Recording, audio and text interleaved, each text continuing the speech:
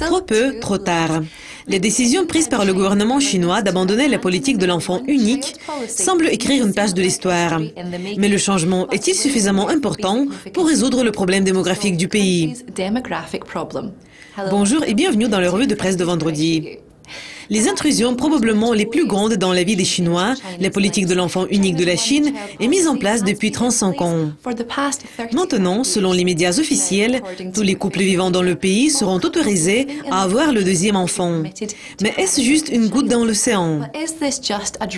Les Nations Unies ont estimé que le taux brut de natalité de la Chine va chuter à 12,2 naissances pour 1000 habitants entre 2015 et 2020, par rapport à 13,4 enregistrés au cours de 5 dernières années. Pendant ce temps, le nombre de personnes âgées de 60 ans et plus va augmenter de près de 36 millions. Le gouvernement n'a pas précisé le temps prévu pour l'introduction de la politique, mais la mise en œuvre sera progressive.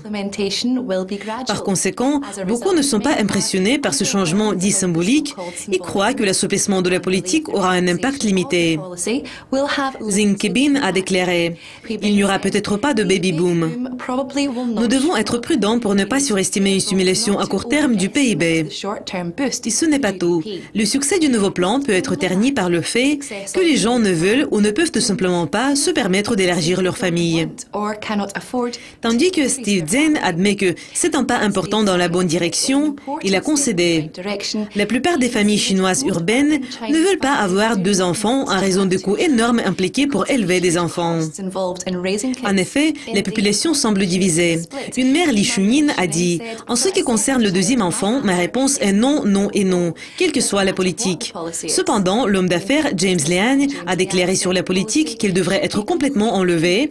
Même sans aucune restriction, il y aura trop peu d'enfants. Les analystes disent que ce changement de politique peut remédier à un déséquilibre entre hommes et femmes en décourageant les parents d'avorter les fœtus femelles parce qu'ils ont maintenant 2 chances pour avoir un garçon. Le yuan s'est renforcé pendant que les investisseurs digéraient la nouvelle, considérant les actions de la Chine comme une transition bien attendue. Et la monnaie a connu son plus grand mouvement depuis 2005. Vous pouvez rester au courant des derniers mouvements de devises en suivant les mises à jour de Dukascopy qui apparaissent chaque heure. Mais pour le moment, au revoir.